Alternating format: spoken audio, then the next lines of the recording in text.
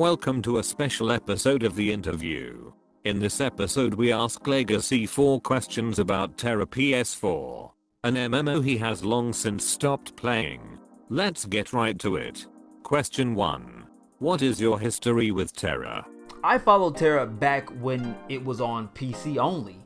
And then I finally found out, or I seen the announcement when they were going to port it over to console. They gave us the beta and whatnot, like they typically do. A lot of MMOs do that. A lot of MMOs is just for PC only, come over to consoles.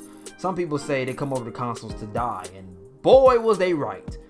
Now, nobody gave me any type of warning what the community would be like later on down the line. I had to find that shit out for myself. But I played, I leveled up to max level, and then I quickly discovered that they had best in slot gear. Now, typically, best in slot gear is for those who do or complete the hardest content in the game. In Tera, you can craft best in slot gear, and then you have to essentially get the materials you needed to enchant it. Back in the days that I played, we had I forgot what that shit was. We had Alkahest and something called Feedstock. I'm talking about like the good old fucking ambush weapon and death rack days. Some of you guys who played the game for a long time know exactly what I'm talking about. But yeah, I got to ambush plus 14. I didn't get death rack, and then we got the gear revamp. And gear revamp was the twist hard, frost meadow, storm cry, heroic oath shit. And I want to say that as a solo player, I distanced myself from the community because the community was just assholes. They didn't want to help nobody. They talked down to people who asked for help. They only wanted to play with people that were like-minded. They were assholes just like them. That's what kept me from, being a part of a guild on that game.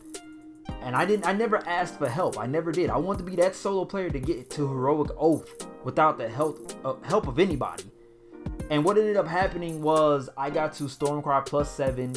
Some people reached out to, help me. They seen my live stream. They reached out to help me. They tried to help. Ultimately, still the struggle was bad on getting the materials I needed. And ultimately, I just ended up quitting. That shit took a lot out of me, man. Like mentally and physically, actually. Because I wasn't eating this shit. I wasn't eating. I wasn't sleeping properly. I was just playing nothing but Tera. Trying to get the materials I needed just to enchant my fucking gear. And when a game like that is RNG based, man. Everything is RNG based.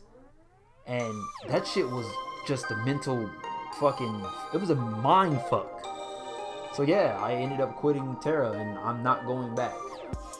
Unless something drastically changes the game itself and the community. Question 2. You've spoke about Tera PS4's community multiple times and expressed how terrible it is. What makes Tera's PS4's community so awful? The lack of respect towards others, the trolling, the explicit things that people would talk about in global chat. The community was just pure trash, dude. Nobody cared about anybody. They only cared about themselves or their guild mates. And a lot of the guild mates would stick together with each other. I remember I was in a dungeon with somebody and one of the other players started talking, like basically was like, do you know what the fuck you're doing as a tank? And then apparently that person was in a guild with another, and their guildmate jumped on that person like, hey man, they're new, shut the fuck, like just started tripping on him. I'm like, whoa, I understand you're protecting your homie, your guildmate, but god damn, bro, it's just unruly. It's like the Wild Wild West on Tera. There's no moderation. If you go to Warframe, there's a bot that moderates, what people say. A lot of MMOs do have moderation, some sort of moderation. Like I know Final Fantasy 14 has like the strictest moderation system. That report button gets pressed, and depending on what you're reporting, an actual GM will contact you like, hey, who's harassing you? Cause I'm about to handle this shit right now. And Tera, people just get away with anything, bro. It was just insane. Like I remember there was a dude in global chat for 3 weeks straight on Tera talked about banging his biological sister. Like legitimately heartfelt wanted to bang his biological sister. There was a couple of people who used to appear every once in a while and say how they like little girls. And ironically enough, they were playing on Ellens. It was just an atrocity. Community attitude towards each other was atrocious, was bad. Go back and watch my old videos titled Tera's community is pure trash, or Tera's community is trash, and you will understand what I mean when I say that Tera's community is fucking trash. Question 3. What was the most controversial thing on Tera? Ironically enough, the most controversial thing on Tera was the Ellen, because it portrayed a lolly. And for those of you guys who don't know what lolly means, I got you. What does lolly mean? According to Medium, what does loli mean? This slang term is defined as a young, underage female with a childlike appearance. It can also be used to describe a female who is of age, but still has a childlike appearance physically or in the way she dresses. And there you go. So the Ellen was portrayed as a lolly. In lower terms, the Ellens is like, what, hundreds of years old? But people sexualize them, and of course, you know, I don't even want to get into it. But yeah, the Ellen was the most controversial thing on Tera. The final question. Question 4. With en masse shutting down, what do you think is the future for Tera North America? So with EME shutting down, there's 3 paths that North America Tera could take, or will take, no matter what.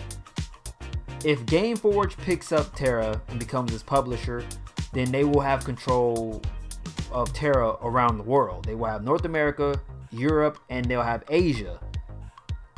If GameForge does not pick up Tera, which is path number 2 here, then if another publisher picks up Tera, they could possibly rebrand Tera, basically tear it down and build it back up, make it Tera 2.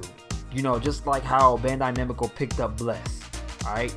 I'm hoping for that. I hope somebody comes along and picks Tera up, throw away the current community they have on Tera now, and then rebrand it and just make it better, you know? And then the third path is the full path of destruction, ruin, cataclysmic, done. The game just completely dies in North America. Tera just gets shut down completely. The game shuts down, and you can only play Tera on the European servers or Asian servers, which requires you to play with or go over to GameForge. That's only if GameForge doesn't pick up Tera North America. There's only 3 paths. It's going to go down those paths, no matter what. That will conclude this episode of the interview. Thanks for watching.